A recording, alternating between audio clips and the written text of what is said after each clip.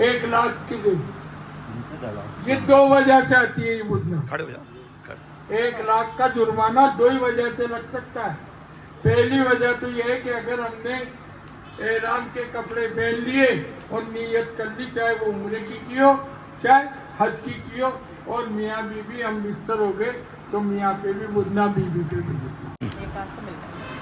दूसरी वजह औरतों पे है। अब ये बंद करें तो क्यों औरतों का हजन ये सुन लो भाई। ये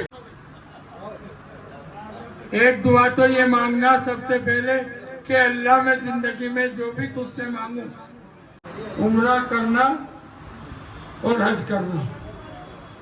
उम्रा कहते किसे? 4 अरकान, 4 काम, 4 एकाम, तरतीब वाइज का रिश्ता इतना बुरा हो जाएगा जैसे जिन्ना किया इंडिया ने। तो फिर मुफ्ती या आलिम से पूछेंगे तो कहेंगे वापस जाओ, क्योंकि टाइम पे नहीं किया। तब हाजी हज्जन के लिए, हज्जन हाजी के लिए सही कबूल होगा। और ये तौफे जियारत 3 दिनों में 1 दिन करना होता है। बकरीद, अब सुनो ये हज्जन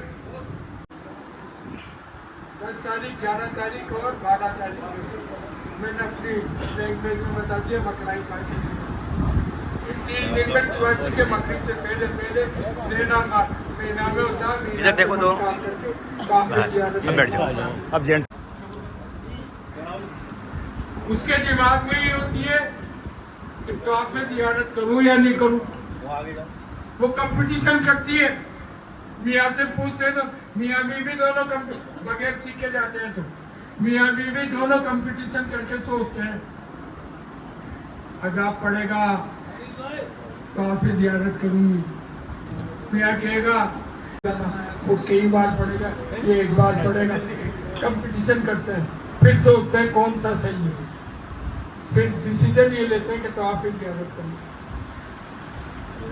जो सीख के नहीं जाते, आप सीख के जा रही है, मैं बताऊंगा, तो आप फिर जियारत कर लो। ये डिसीजन लेकर तो आप फिर जियारत चले जाओ, सोच में मतलब सीख के चले।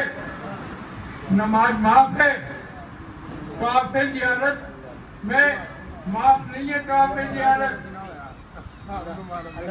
मियाँ बीवी हलाल नहीं होंगे राजवासी तिवासी के बाद, जब वो पाक हो कर ले।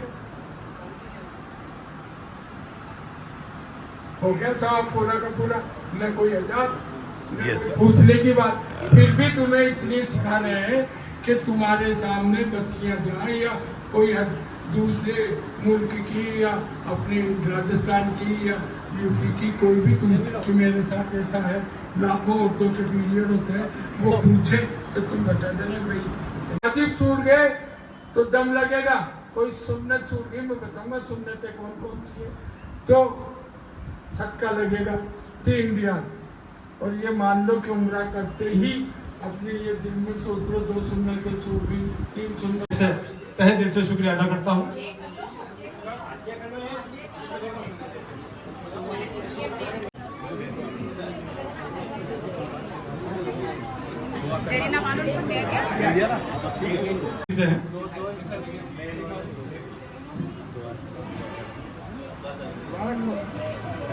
उसके बाद में अली जनाब अली मोहम्मद साहब और जरीना मोहतरमा जरीना बेगम जो कि बूंदी से हैं,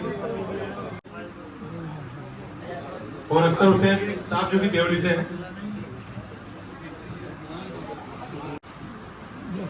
इसके बाद जनाब शाहरुख अल अंसारी साहब और बिल्किस बानो जो कि हिंडोली से हैं। उनके बाद हदीब मोहम्मद साहब और मोहतरमा उबैदा बेगम जो कि बूंदी से हैं।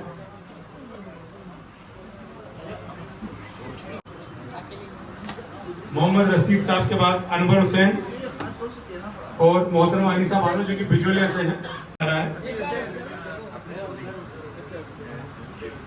अब्दुल वहीद अंसारी और यासीन बानो।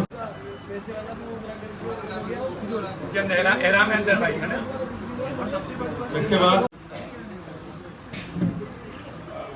इसके बाद जनाब बाबुद्दीन साहब,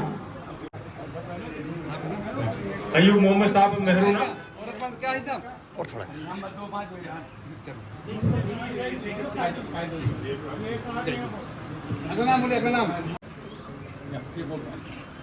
जी। इसके बाद अली मोहम्मद जी, पहले जब लेते ना तब वो नहीं लेना ना देना बहुत परेशान हो। और जरीना बहन। दे देना दे देना बाकी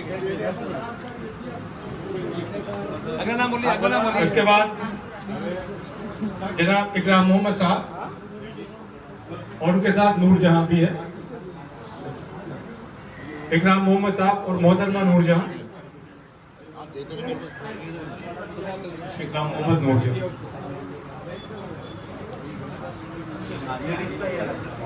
हाँ तो ये उनको दिला दो,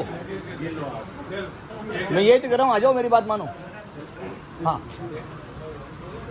इकराम मोहम्मद साहब और नूरजहां के बाद हज्जन का तुम लेके हज्जन का दे।